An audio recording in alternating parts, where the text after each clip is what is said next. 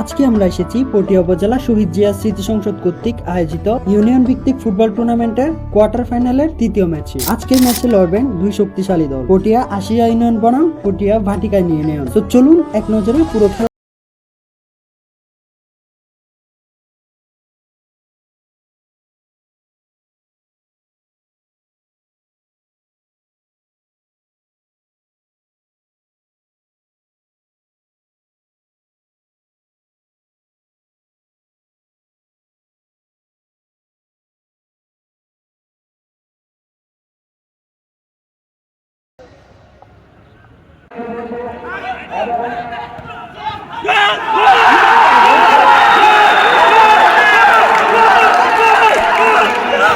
মাদক নয়, ফুটবল হোক তরুণদের নেশা। খেলাধুলার মাধ্যমে গড়ে উঠুক সুন্দর ও মাদক মুক্ত সমাজ। এই লক্ষ্যে কাজ করে যাচ্ছেন শহীদ জিয়া স্মৃতি সংসদ পটিয়া উপজেলা। গর্বকাজ গর্বদেশ তারেক রহমানের ঘোষণা।